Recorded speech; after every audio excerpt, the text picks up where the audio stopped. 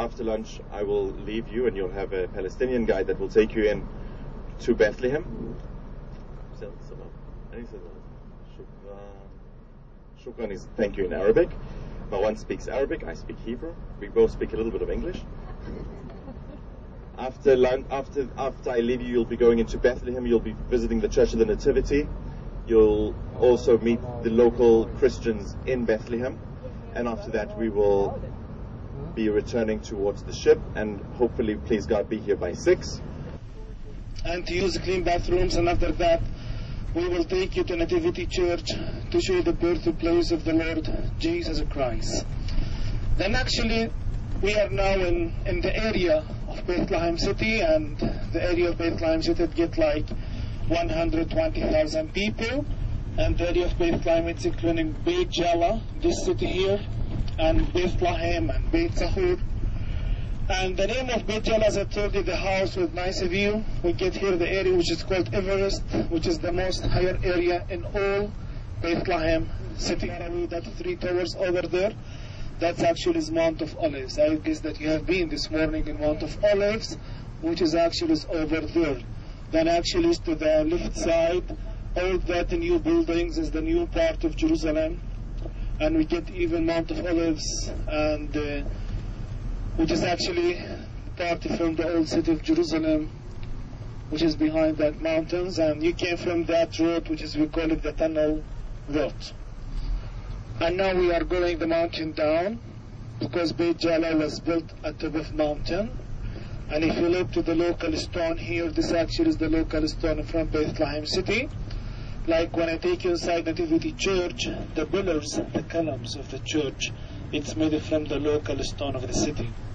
And here we get like 2 kinds of stone, which is the limestone and the red stone.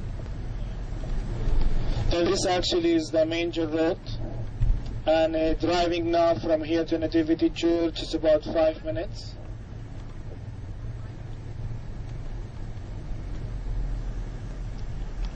Nativity Church, I am going to show you.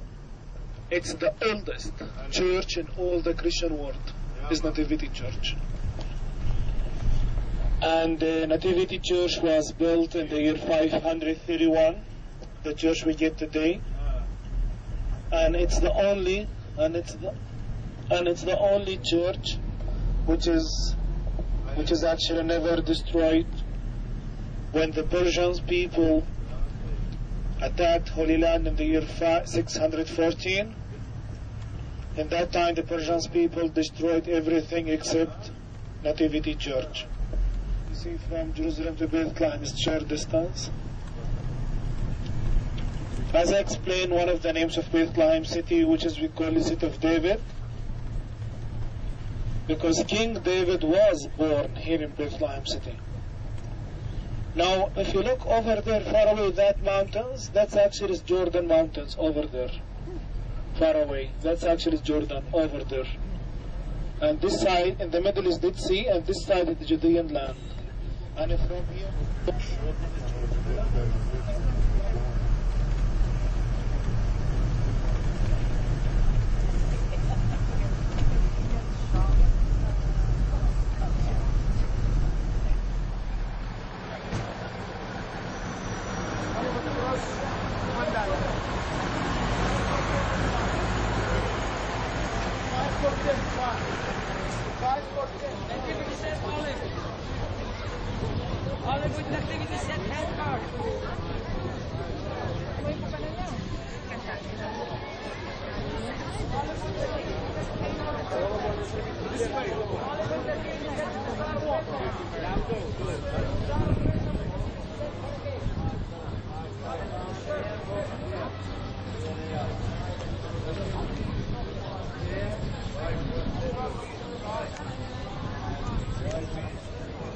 Anybody like all of the activity set all about handmade.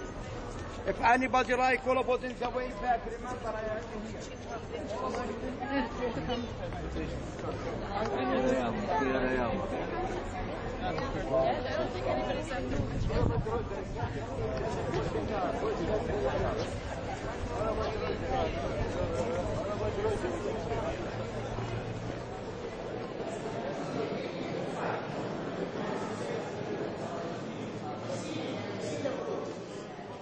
And this grotto here, we call it Saint Jerome Cave.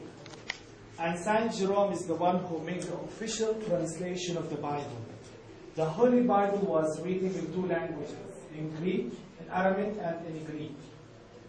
And Saint Jerome, he lived here in 386, and he made the translation to Latin till the year 420, which is 34 years, lived in this place to finish the translation of the Bible, which is the descriptions of Saint Jerome, we call it in Latin, the Vulgate, or the Vulgata. Now we found this is Saint Jerome, Sapius, Paula, Eustachia. This actually is the people who is helping Saint Jerome to finish the translation of the Bible. Now, okay, please, verse number 4, let's gather here, please. I would love to share something before we go down to the party.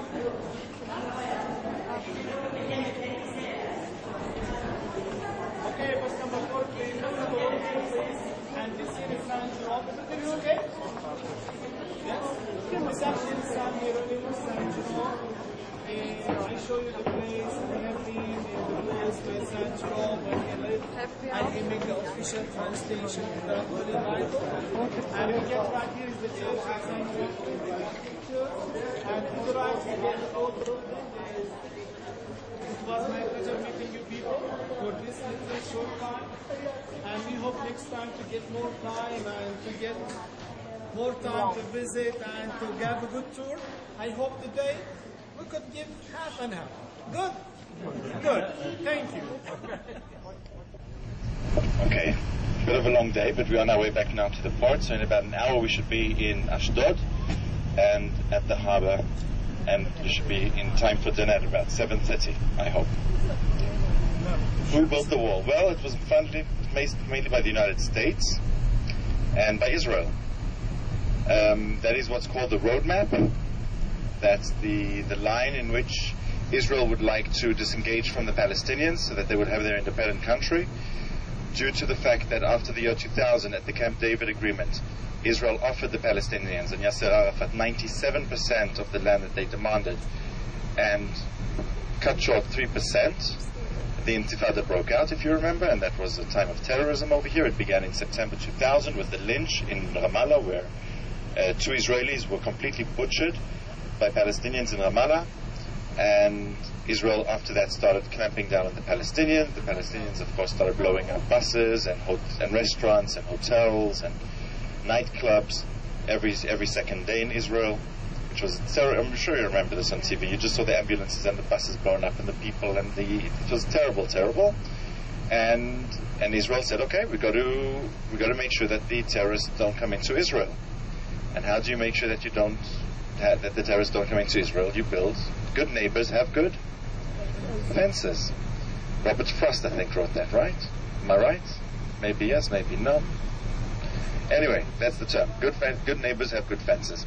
So it's in order to keep the quiet and the peace between the two countries. At the end of the day, Israelis, as you can see, are not allowed to go into Palestine.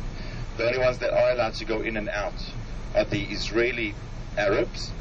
The Arab Palestinians also have a certain restriction on how much they can go into Israel and out, and they afterwards also have to go through the roadblocks, which are very strict checkpoints, that they get interrogated and they can get searched on, which is very uncomfortable. Yet at the end of the day, Israel is doing this in order to prevent suicide bombers to get into Israel, to infiltrate into Israel. So of course, at the end of the day, the innocent community, which are normally the older community, the women, the people that couldn't care less about the political situation and the conflict between Israel and Palestine, they just want to lead a normal life.